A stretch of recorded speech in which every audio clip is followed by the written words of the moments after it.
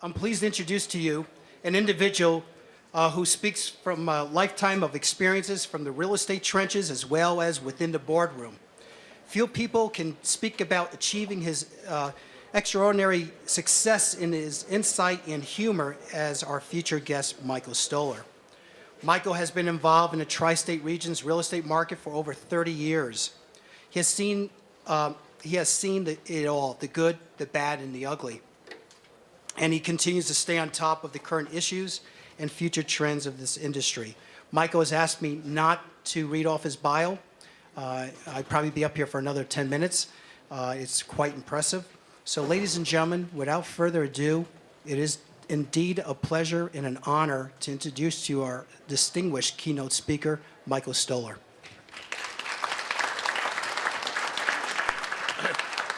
It's really good to be speaking because you have the titans after it. So you have to listen to me, and then they're the ones who are really going to tell you how the world is today. Because as you evaluate and you sit down there and you pinch yourself, I mean, as many people watch my shows, I sometimes have an apple, and I say, am I shining it? Is it positive? Is it negative? And I pinch myself. And I still remember my good friend Ophir Denny who's saying to me, you know, the world is good, you're a pessimist. I said, I am a pessimist. But, you know, real estate has a world of optimists. And, you know, I've had everyone except for one, okay? Everyone else has been on my panels over here. Many of them, I've done the life stories of 3 of these individuals. And, you know, you got to look around and what has happened in 2007 and what's happening in 2013. Today, when did we ever expect to see land at $1,000 a foot?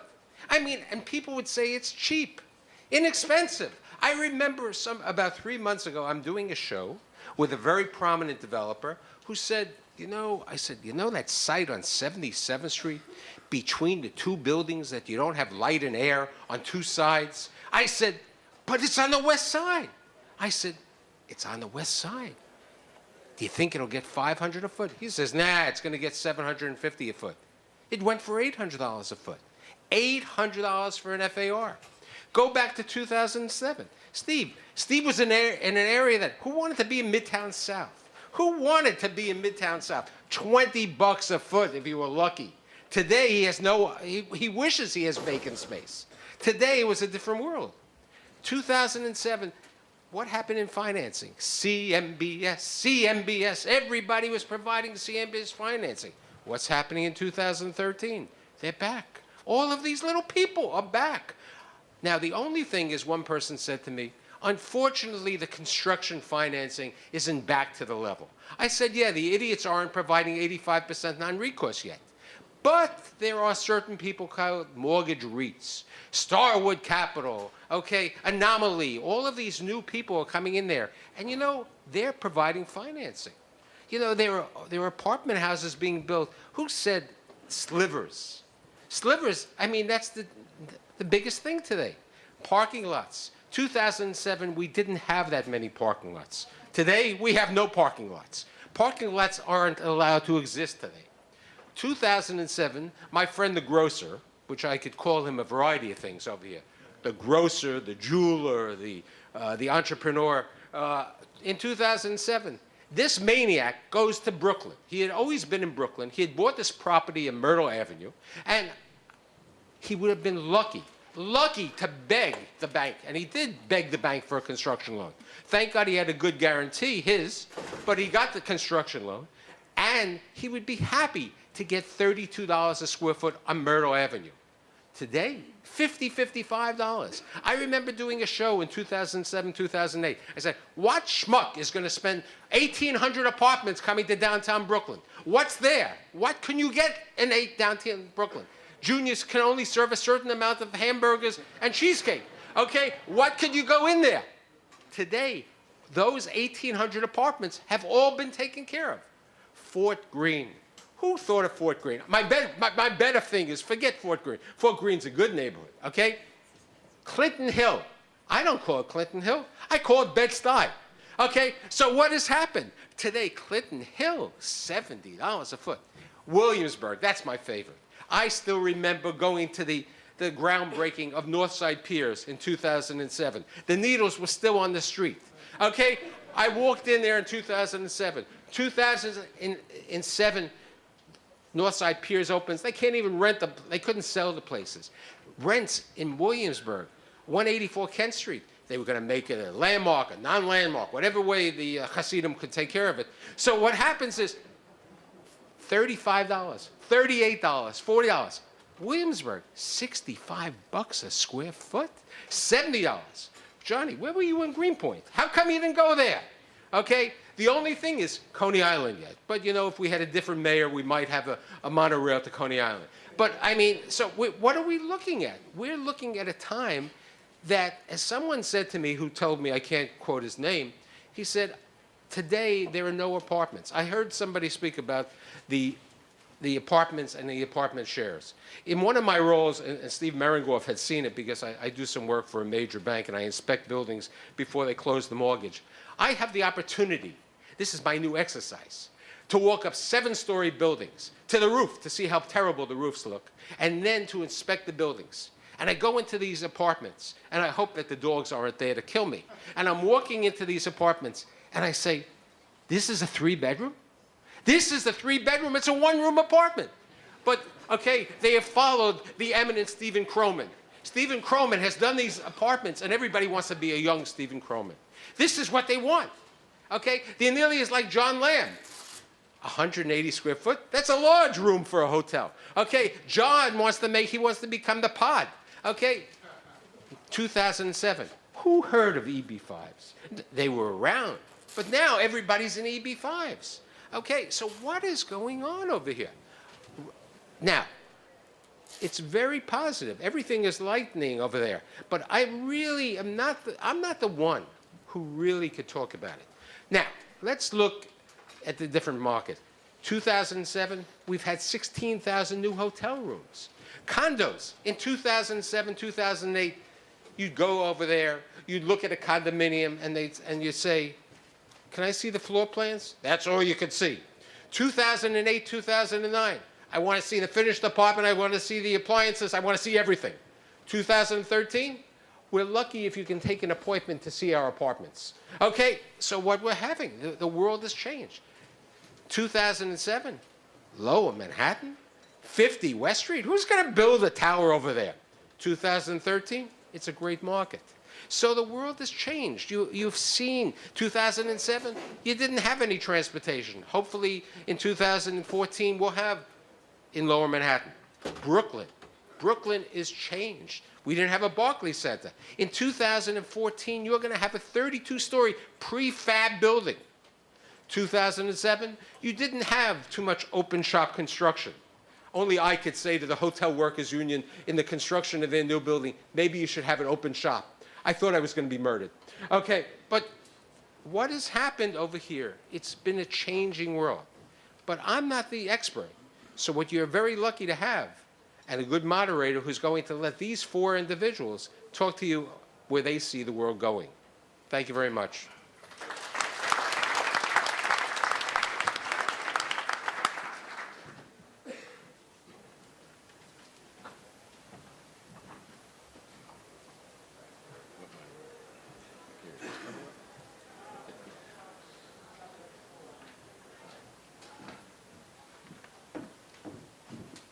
Good morning. I'm Mary Gallagher. I'm with Heritage Realty Services, and I have the pleasure this morning of introducing the moderator for your panel, Aaron Kaiser. Aaron Kaiser is CPA, partner, and co-head of Eisner Amper Real Estate Practice. He is an audit partner and member of Eisner Amper's professional practice group. He is also co-chair of the firm's real estate services practice. With over 35 years of experience serving a wide variety of middle-market enterprises, he has concentrated his career efforts serving real estate clients in all segments of the industry, including developers and hospitality, under all types of ownership structures, including private equity funds as well as publicly traded real estate investment trusts. Aaron's non-attest real estate engagements have included forensic work, assisting creditors with collateral preservation and monitoring, litigation support, acquisition, due diligence, and transactional advice. He is a proud graduate of Brooklyn College of the City University of New York. Aaron?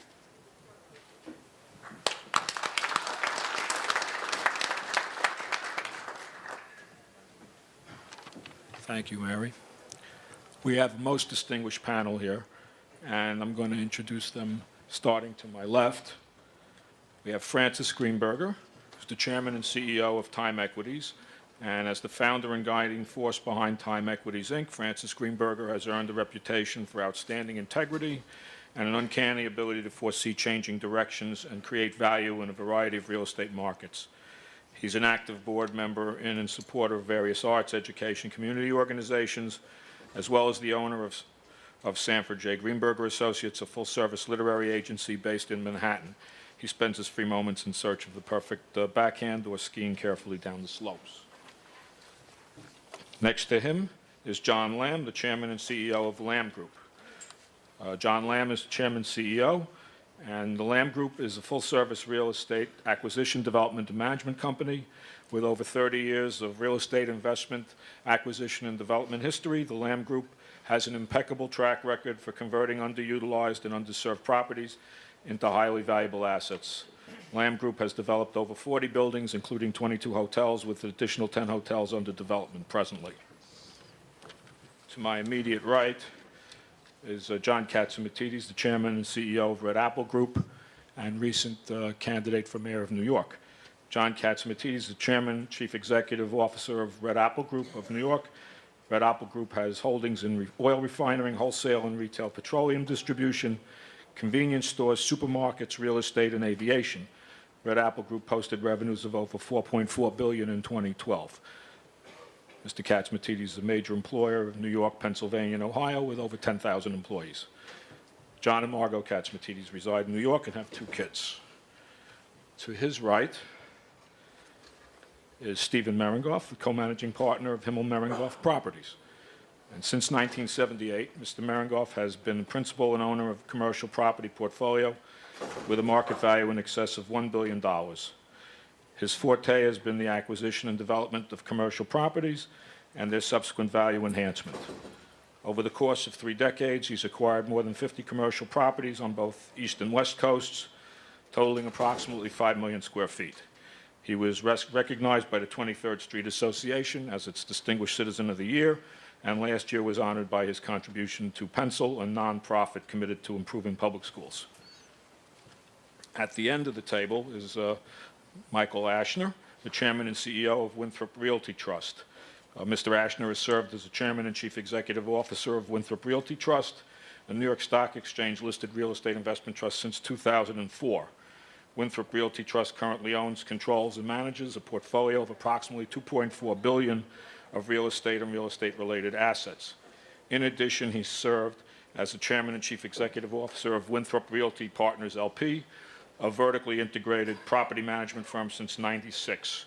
Mr. Ashner holds an AB from Cornell University and a JD from the University of Miami.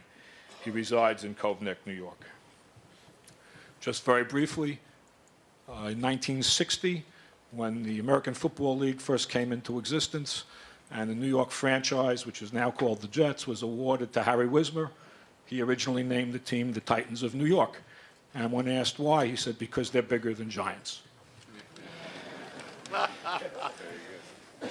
Better than the Giants this year. For sure. Why don't we start off with Francis? Francis, as has just been mentioned, tell us about some of the projects that you're currently working on and what were the challenges involved in that? Well, our biggest project, I guess, in New York right now is 50 West Street, which is a 63-story residential tower downtown in Battery Park area. That one has certainly been challenging. We started, put the foundation in 2008 as the world took a left turn. You know, good times are great, but usually what happens after good times, you have less good times. And listening to Michael certainly scared me this morning. But we're off to the races. We stopped building in 8, just at the beginning of the foundation, and sat around for better weather, and the weather is better. And we closed our construction loan, which was a major challenge. There was some comments that Michael made, the fact that it's very hard to get banks to give major construction loans, and in fact, a number of major developers have to turn to alternative lenders and usually pay higher interest rates. We were very fortunate and were able to work with a group of lenders and put together a traditional bank package, including about 6 or 7 banks, about a $300 million loan. It's interesting that in the United States today, the maximum exposure that banks will give to for sale housing seems to be around $75 million, which for the biggest banks in the world seems like a low amount, but that's what it is. So we're very, very busy with that. We're also busy buying a lot of under-occupied office buildings around the country in other markets. We just bought a large one in Southfield, Michigan, about 900,000 square feet out of the Lehman bankruptcy. So we're in the process of repositioning that, and we've probably bought 10 more this year. And what's your general outlook? My general outlook is cautious. You know, I think we can all, we can see the problems coming, and there are problems coming that we can't see. Higher interest rates, an overburden of government debt, all the complexities of the world. But our job is to navigate in between, and certainly when the cycle is completely against you, it's usually very hard to start projects because there's no financing. So even if you can see beyond the immediate environment, it's sometimes hard to get started. So when financing is available and you can identify credible opportunities, that's a good time to get started. On the other hand, you have to be cautious and make sure that you can weather through changes in the environment with whatever you've taken responsibility for. On West Street, how many units are you developing, and what's the expected rough time frame? 190 units. We're in the ground this week, and we'll be completed within 3 years, maybe a little bit less, and we'll start selling next spring. John, I'm going to ask you, I know that you've been investing for over 30 years, and principally on the real estate side in hotels and hotel development.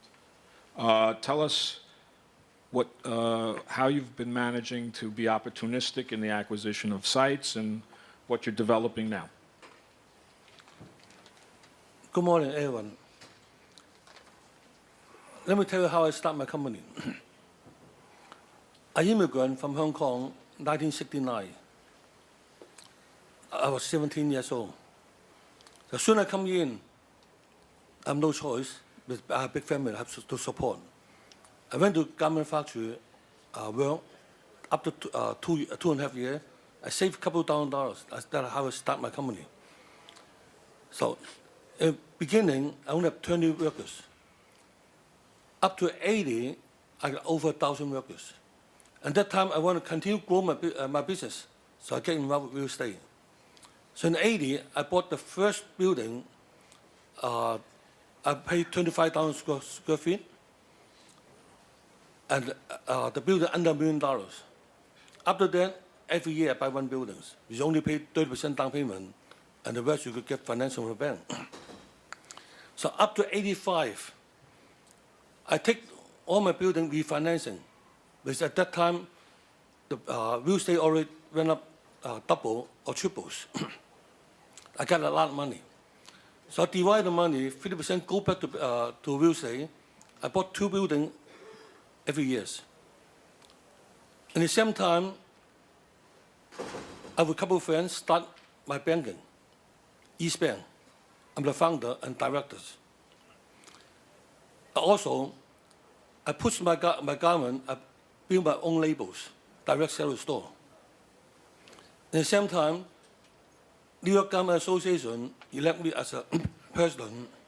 I got about 600 members, involved with about 40,000 workers in New York City.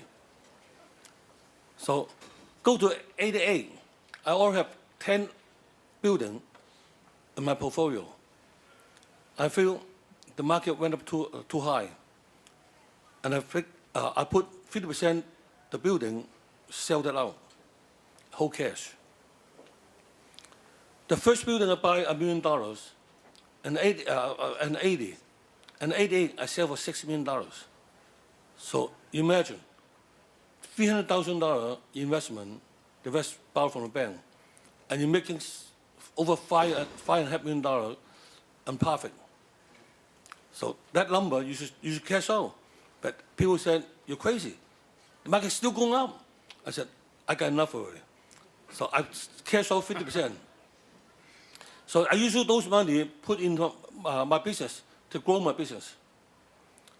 Coming to 90, real estate market crash, dropped 50 to 70%.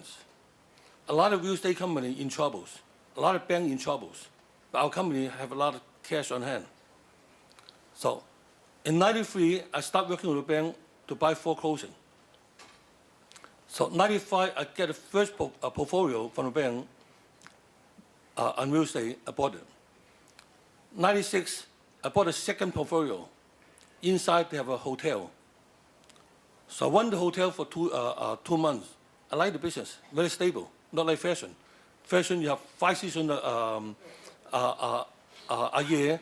So every 2 months, you're going to start over again. So hotel, completely different. So I said, this is maybe my second business. So I put $8 million to do a renovation. From the renovation, and I hit in a lot of troubles. Because the big box, they all got stuck. You cannot do what you want. You just follow the same mistake and just fess up. So at that time, I said, I have to design my own hotel. And I come to New York, I bought a couple lands. I built 2 hotels at the same times, one in JFK, one in Fashion. So after I built it, and I certified. Oh, nobody built a hotel at that time. I'm only one building. So then I come to Manhattan, I bought 2 hotels outside, built one on 38th Street, one on 25th Street. So after I built it, the hit in 2001, September 11. Everybody said, hotel no more. So over 5,000 hotel rooms announced convert to condos. I figured New York is a big city. So we have to figure how the way to solve the problems. So I bring all the managers come to have a meeting. Where the customer come from? They said no more tours, no more business travel, but a lot of government. I said focus in government, direct sale to loan to government, government agents. I still make out a hotel 85% occupancy, and get me very confident. So then from that time, I said I'm going to announce replace the 5,000 loan, they convert to condos. So I start phasing out my garment business. I start sell out the warehouse and convert some of the warehouse to condo to cash out. And I bought over 10 hotel sites. I said, I'm going to build a hotel. People said, you're absolutely crazy. So at that time, I paid only $40, $50 for FAR, billable. But no bank financing. Bank said, no more hotel. Because in the bad time, our company were very close with the bank. In the bad time, the bank need money, I pay them down. So the bank said, we all have a meeting. John, where do you see the current opportunities? I think that was the question. Where do you see how people out here can make money today? Well, I see the opportunity in the right now I have like 5 hotel big ground. I have 1,000 room. I've got other 15,000 room build for next 2 years. Even the market, a lot hotel building, but condo for the past 5 years, no condo build. So eventually, a lot of old hotel going to convert to condos. So that's why the hotel going to be okay. And financing going to be No particular concern about oversupply or anything of that nature? yes. The past 5 years, no hotel build, no condo building because after build condo cannot get financing. So all the condo land convert to hotels. That's why hotel oversupplies. But today, in Manhattan, big storage condos. Whatever land could build condo, no one going to build hotel. They go build condos, but no more land. So where's the land come from? They still have a lot big box hotel near Central Park. Those hotels very shortly going to announce going to convert to condos, just like September 11. When the market, condo market good, hotel market bad, hotel convert to condos. So now the condo market good, hotel oversupplies, hotel going to convert to condos. That's the way I see it. Thank you, John. John, I lost track of where we are. well, I know you're a patient investor and a patient man as well. I know you've been acquiring real estate for a long time, and as was already spoken about, you're involved in the Myrtle Avenue. I'm going to start in 1911 when my mother was born.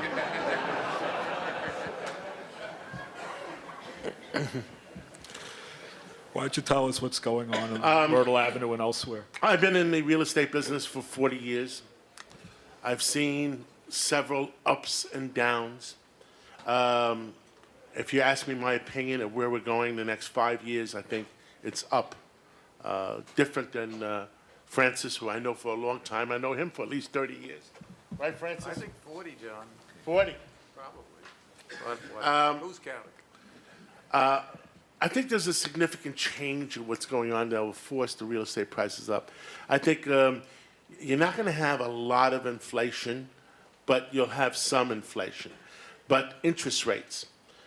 What's going on, and I've said this a few times before, is there used to be an old expression, you can't fight the Fed. And the Fed has decided, and President Obama is going to be president for another 3.5 years, and the Fed chairperson that he has going to pick or has picked is urging low interest rates. Well, something else is happening in 2012 and 2013 that some people don't realize, and some people do. The G7, the old expression, can't fight the Fed. Well, you can't fight the G7, which represents 92% of the world's currency. And they are acting in concert. One says ah, the other one says they. And they have decided that the world interest rates are going to be low. So I predict that over the next 5 years, the direction of real estate is going to be up. It's our opportunity to spend money, our opportunity to develop, especially in New York City. New York City is, as I was saying when I was running for mayor, and that New York is the greatest city in the world. It's an international city. The prices in Manhattan will continue to go up to match world city prices. But Manhattan is a different animal, real estate-wise, than the outer boroughs. Brooklyn is following Manhattan. Why? It has the transportation facilities. It's easier to get in and out. I believe in development, it's Manhattan #1, Brooklyn #2, and then it'll be followed by Queens. So there are opportunities. I believe you can have low interest rates over the next 5 years. You're going to have just a little bit of inflation. And someday, if you ever get another Fed chairman in the future that decides that, oh, this is wrong, it's got to be market rates, we got to move the interest rates up. Well, at that point, fasten your seatbelts. Thank you. Thank you. I just want one follow-up question. Climate in New York City, you still feel that this is still the best place Well, you know, with all the challenges? what would Mayor Koch say? It says, the people didn't vote for me, so now they have to be punished.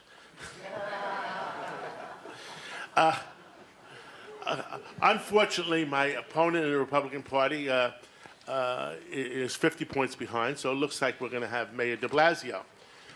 Look, I know de Blasio since he was Hillary Clinton's campaign manager. He's really a very smart guy, and he's really more center than he appears to be. In the Democratic Party, just like the presidential elections, they got to go extreme left to get the nomination. In the Republican Party, you got to go extreme right to get nominations. And I think people come closer together.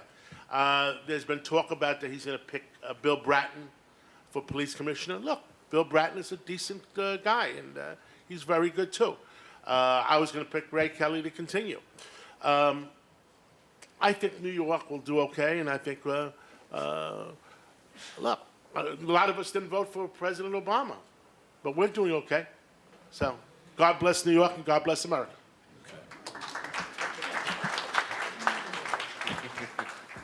Stephen Marengoff, your sweet spot of investing in New York is in the B-class buildings, and we were discussing some of the more recent acquisitions and some of the challenges, and so what's going on? Well, it's great to be up here with this esteemed group. I voted for John, so it's not my fault, right? You know, the thing that comes to me before I say where I think opportunities are is how unusual, I hearken what Michael Stoller said, how unusual what we are seeing in the environment we're in is compared to the history. 40 years I've been in this business as well. Leslie's been in it for 30-something. Who would have thought you'd have walked through so many advertisements and providers of services to real estate before getting to a conference this well attended 30 years ago, 15 even. It's different. Who would have thought that you could go on your phone and find out when you're touring a property with a prospective tenant what the comparables are in that very neighborhood on your phone? I mean, it is astonishing what's happening. The same thing is astonishing to us in what's happening in the vacant space we have. We have a building on Park Avenue South and 28th Street. I acquired it in 1978 when the rents were $6 a foot, and that was pushing it, to manufacturing tenants and cutters of suits and the big long cutting tables and the things that they used to cut sleeves out. And now it's a $60 a foot market, and it wasn't a $60 a foot market last year. It was a $54 market, and the year before that, it was a $48 market. And why? Because it seems like the people who are developing things like the apps that tell you that you can find out who else has space available in the neighborhood want to be in an environment where it's comfortable to come to work. They don't feel stifled and stuffed. They don't have to ride up and down on the elevators with people wearing these. They walk out the door and they like to find nice bars and restaurants to go to dinner at night, and it's comfortable. And those are the neighborhoods that the people who are seeking space, that small-ish percentage of the 400 million square feet we have that's out there looking for space, they seem to want that kind of space. We didn't call it B-class property when we started acquiring it. It was C property, okay? And I'm not sure whether there was a D, but we were just slightly up above it. And we converted it. And we got lucky because the world sort of came down to where we have a lot of our property in Midtown South called Nomad, and I don't even know the names anymore. But that's where it's comfortable to be. I wonder now if the rents, which we have had double-digit growth in every year, if that's the type of growth they have on Park Avenue between 46th Street and 57th, you tell me. I don't think so. Maybe that's a place where there's tremendous opportunity, but you got to pay up for it, okay?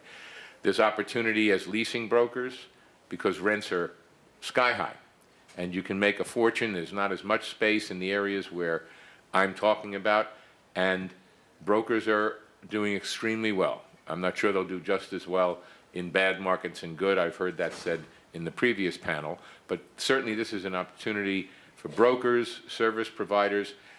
I'm not sure people who are sales brokers are doing so well because the supply is so constrained. There's very, very little around to buy at the very time when prices are through the roof and will likely stay through the roof. I hope John is right, John Katsimatides, because if interest rates stay low for 5 years, then I'm happier than the prediction that Leslie and I have for them. Unfortunately, many of our mortgages are longer than 5 years. So that is a cloud on the horizon. And I'll just leave you with the one thing that I do want to say, because it's not a warning, it's a caution. Nassim Taleb wrote a book called Black Swan in 2007. And what it basically said is that things change. And often the things that change are completely unexpected. The name of the book comes from the unexpected, because we all think swans are white, but once in a while there's a black one. And things happen that are unexpected, and they often come from a place that nobody can predict. And then after the fact, we struggle to explain it and come up with a reason for why that happened, and we do. But the thing that might happen, or the things that might happen in the next 5 years, while interest rates are hopefully low, could affect the New York real estate market. I don't have any idea what that is. I fear certain things. But if we don't have a terrible, unexpected black swan in the next 5 years, my prediction is that with the extraordinary amount of foreign money and interest in New York real estate, we will continue to have an extremely strong sales market. It's a great time to be selling real estate if you can justify doing that. And I expect with New York becoming the tech center of the East Coast and maybe the country again, not again, but the country, that we will have a very strong leasing market. So I'm a very optimistic real estate owner at the moment. One question I did want to ask.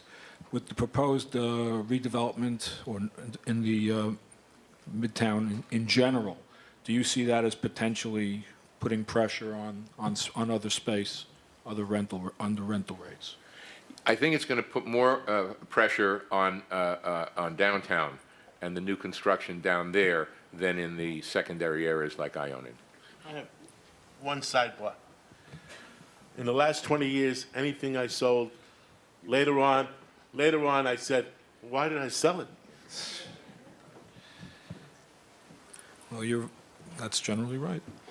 Mr. Ashner, Michael Ashner, Winthrop Realty is an opportunistic real estate investment trust, and it's diversified. Recently, been public announcements and acquisitions of four large hotel condominium buildings in four cities other than New York, which you can talk about, and also your involvement as a preferred return investor in 701 7th Avenue, which is going to be, I believe it's being touted as going to be the largest redevelopment in Times Square in 20 years. Could you elaborate? They're rental, not hotel condos. They're rental. But be that as it may, we're here to talk about New York. So we are deep value contrarian. We're not cheerleaders for New York. We're observers of New York. So 2005 through 2011, we bought debt on buildings. Most of the bid debt was repaid at large premiums because the market market uplifted the values. We did well with that. Then in 2010 through 2012, we went into restructuring transactions in which we bought mortgages. As a result, we picked up 450 West 14th Street, which at the time was a vacant office, a brand new office building, but vacant, you know. Now it's fully tenanted, $70 a foot. Worked out. As we look at New York, the big investment we have obviously is the Times Square investment, 701, which will be an 80,000 square foot retail with 24,000 square foot, the largest LED sign in America, topped off with a hotel, hopefully. It will be $1 billion investment. How we see New York as observers, I'm not from New York, I grew up in Atlantic City, New Jersey. New York is a demonstration of the change in the paradigm, and why I think people are rightfully bullish on New York and perhaps not on Chicago or other cities in America, Atlanta or elsewhere in the world, is it's unique. You have big constraints on land, so you have constraints on new supply coming in. It is a preferred city. There's 10, 12 in the world in which people feel they can put their capital safely and get a long-term return. To John's point, it's not necessarily clear what return you'll get over 20 years, but you'll make a high return and your money's safe. It's in America. It's in a place where they're not going to build 100,000 apartments like they might in Houston and Atlanta. So you have those protections. I think that when you think about New York and you think about interest rates, I'm not a predictor of interest rates. If I was, I'd be buying interest rate futures and staying home and watching TV. But how I see interest rates affecting New York is in a moderating fashion. The interest rates obviously have the biggest impact on capitalization rates, what you pay for a building. If interest rates soar 500 basis points, then the investor looks to get a return comparable to that, so he wants a 9% capitalization rate as opposed to the 6 he was getting when it was 1.5. I'm not sure that New York moves like the rest of the world, most of the rest of the world does. If I'm a Philippine textile maker and I have $100 million that I want to place somewhere safely, I'm happy with a 4%, 5% IRR, and 5% return on my capital. And the fact that interest rates may move, yes, I may want a higher capitalization rate, but I'm not necessarily going to want the full or expect the full 500 basis points because the long-term security of New York City is incomparable to most places in the world. So to that extent, we're bullish. We're bullish on New York also because, as I mentioned, the constraints on new supply. Brooklyn is getting 15,000, close to 15,000 new apartments. Those apartments will have an impact on its rent that we predict reducing the rent near term, say $65 a foot to maybe $55 a foot. But $55 a foot's a lot of money for multifamily rental housing. There's nothing like it anywhere in the United States. No one pays that much. And at some point, that will stabilize and the rents will move up. It is a unique place that you as investors can take advantage of. It provides the investor with security, provides them with long-term growth. No one has ever, New York, it's not so much, in my view, location, location, location. It's simply the ability to hold and hold and hold. That's our view. That's how we see the city. Any contrary factors that you think might change that outlook in the intermediate term? Or? I don't even think, no. I think that there's only going to be these 10 cities throughout the world. New York, London, Paris, I don't know anything much about Asia, Tokyo. Cities that have such land constraints, such supply demands that investors will always want to put their capital. I don't even believe, in a sense, that terrorism is going to affect New York because the war on terrorism, in a way, has been won. In 2001 and 9/11, look what happened to the stock market. It shut down for 3 days. In 2006, the bus bombings in London, stock market hammered. We had a bombing in Boston. The market dipped 120 points and got it right back the next day. No one, if you went into this city the day after the Boston bus bombing, same long lines getting into the tunnel. People have learned to live with it. And I think, particularly with this city, and I'm not a New Yorker, so and I don't want to sound like a cheerleader, but the fact is, if someone said to me, and I wasn't a public company looking for a certain kind of IRR, What is it you want for your to create family wealth? That is intergenerational wealth. It would be New York City real estate. I don't know what Stuytown will be worth in 30 years, but it's going to be worth more than it's worth now materially. All right? That's how New York. That's how values progress in New York. To your point, $6 a rent, $60. Long period of time, but still a compounding. Well, I think one thing that everybody here has in common is that everybody here is a patient investor. And it seems like that's... I'm not. Speak for yourself. I'm not. You do, yeah, I know we're talking mostly about New York, but yet your REIT does invest, it's a diversified REIT. So how do you, in general, decide where you have good opportunities? Well, what gives us a perspective in New York is I see what's going on elsewhere in the world, in the country primarily, and what values are, how fast they move, how they don't move. Look, I think in this market, what we're focusing most on is, I guess, two things. There's not as much distress as there was, so we're looking at, if we're going to be in the equity side, we want to be preferred equity. We want somebody's money behind us because in Chicago, rise in interest rates could wipe out equity. Not necessarily in New York, but it could in Chicago. So we want that guy taking the hit, not us. We want to be in a position to protect our equity capital.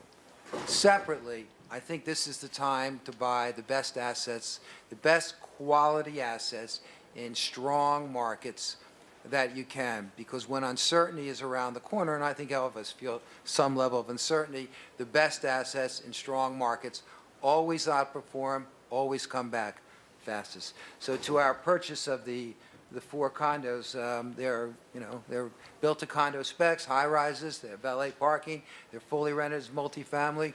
Our downside is a core return, which is not great for our shareholders. Our upside is that we can sell these into the condo market for a profit. Only the future will tell how successful we are. Anybody want to talk about any challenges that they're facing going forward in their own investment activities? Well, I think we run a 200-building portfolio, and we have property-specific debt. And depending on the nature of particular properties, as debt rolls, since the world changed in the last few years from an 80% loan-to-value world to a 65 or 70, unless you've had value growth, which you haven't had in every market, there's a need to recapitalize different transactions. And so that's a challenge that we see sometimes, not always. But You also recently started a fund and have started to finance in a somewhat new manner for your organization. Traditionally we rely on internal capital and a sort of cadre of family and friends. We have entered a more formal channel, which is the broker-dealer world, and we put forward a small diversified fund, and we're spending time getting to know that world and the broker-dealers who populate it. And it's a process. To their credit, they want to know who they're dealing with, and they want to know that you know what you're doing. But once you pass those tests, it's a legitimate source of capital, and we're using it as a way to expand our universe and prepare for days where our internal capital sources and our closer capital sources may not be able to fulfill all our needs and ambitions.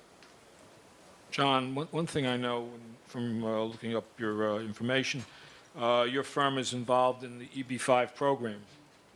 Could you tell us a little bit about what you're doing in that regard? Yeah. Our firm filed 2-3 years ago, financing very tight. So we're looking for can I get financing support, and that's the time I applied the regional center. So early this year, our regional center approved. I start doing EFI early this year. The first project I bring out, I get financing from EFI. That reduced my cost because EFI, they're looking for green card, they're not looking for return or looking for interest rate. They're looking for very secure project. Because a lot of old-timer, that's a project very dangerous for them. So we get them a very comfortable security. Only like we have our EFI only about 25 to 30% financing from EFI. The rest we use our own capital or own bank. EFI could also bring in a lot of high network people from overseas to create company and create jobs from New York. Especially when I involve with government, they have about 30,000 people lost their job for the past 10 years. Only 50% of people, they get a job to the other industry. So 50% of people, they still have a own job, they take early retirement. So that's why I focus in EB5 to bring more high network people come in. Actually, today's market, you don't need EB5 anymore because all the bank could get you financing. So, but because that situation, our company still slowly to do EB5, but only a small portion. I think we have some time. We could take a few questions from the audience if we have. That's what it comes down to. We need at least one question. Over there. Please. Do I have a question? Yeah. Yes, please. Hi, Shelley Chung from Investors Beat. We're just wondering, you guys talked a lot about interest rates and how that impacts the market, but what about unemployment? Population movement when it comes to migration. Can you talk more about that and what your projections are for the next few years about how that might impact the industry?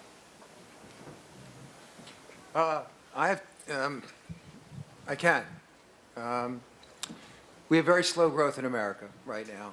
That's going to adversely affect office demand substantially. In addition, there is some level of how the amount of square footage per worker occupies right now. And I think long term, that's going to have a significant effect negatively on the growth rate in office occupancy. I'm not as certain within New York, but I think already you see in New York in secondary buildings that the leasing market is flattened out. The financial firms aren't hiring, the law firms aren't necessarily expanding. It will have a bigger effect, I believe, elsewhere in the country. Suburban office will be kicked in the teeth somewhat. Downtown office will be hurt also. Much bigger effect elsewhere. I don't think it's going to have any effect on retail. People still buy, and I don't think the internet is going to stop my wife from going down to Food Lion to shop every day and to go to Pinky Nails, get her nails done and whatever. As a multifamily, well, multifamily is dependent on job growth, right, and household formation. To the extent job growth is obviously dependent upon employment. So to the extent that we see resurgence in employment, new household formations, you'll see multifamily do prosper or not prosper. But I do think the biggest impact will be in the office sector, and to a lesser extent in the industrial sector, because now you have point-of-time deliveries, so you don't need as much warehouse space as you used to need. So secondary industrial space nationwide is probably going to have some tough times ahead of it. We have two problems. Unemployment on our national end. The Fortune 200 companies have $2.5 trillion sitting offshore. They are creating more jobs offshore than they are creating in our country. Why? Taxation, taxation, taxation. New York City, New York State. Number 50, New York State, number 50 in growth out of 50 states. New York City, number 1 in taxation in the whole country, including any other city. We need our politicians in Washington. We need our politicians in the city to become a little bit smarter and create incentives for people to take money out of their pocket and invest it, especially in the real estate industry. Take money out of your pocket and invest it, incentives where we can have growth in our city and growth in our country. And I'll just leave it at that, but I could talk about it for about an hour. But The only thing I'd add to it is very New York-centric. Leslie and I only own property in Manhattan, and so it is very specific to Manhattan, and I agree with both John and Michael. But I don't have that big expertise outside of a very small market, which is this one. It seems to me that there's a lot of young people that are living in places like Brooklyn. You know, my mother would say, you're going back into Brooklyn? I took my whole life to get out of Brooklyn, you know. But it's spectacular there. The quality of life in the areas that are being developed that Michael Stoller mentioned before is extraordinary, and the young people like to be there. Now, my good friend Bob Knackle thinks one of the problems we have is we seem to be exchanging $150,000 to $300,000 a year wage earners, young under 40 wage earners, for $3 to $5 million wage earners who are going down to Florida because, as John Castamatidis says, the taxes are too high. I don't know that, but there's a lot of bodies around. The issue of how many square feet per office worker it takes, you know, you take up in a space is very frightening to us. It used to be 250 square foot a worker. Now it's 160 square feet a worker. That's a lot of space that we have, but not in Manhattan. We have a lot of vacancy in certain areas of Manhattan, occupancy, high occupancy, low vacancy in certain secondary areas of Manhattan that seem to be very strong. I worry about it a little bit going forward, but I think Manhattan is a very protected market and will continue to be so.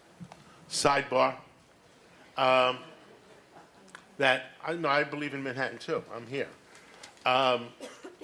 People in the last 10 years, New York City, Manhattan, our population is up a little bit. It's up. But if you look at the real numbers, the people in the last 10 years that have moved out versus the people that have moved in, the amount of differential of income tax collected is way down. So the reality is, people that make Park Avenue is full of apartments and people that live here less than 186 days.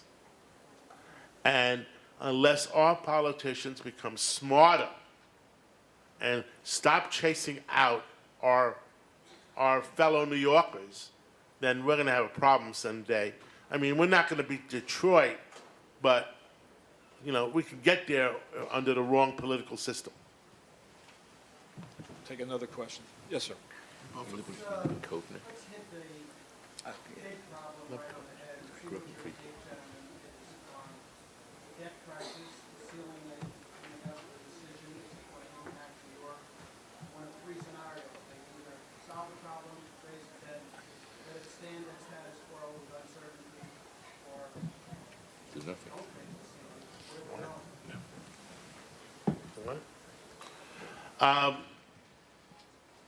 I think we got Washington politicians that are playing the game.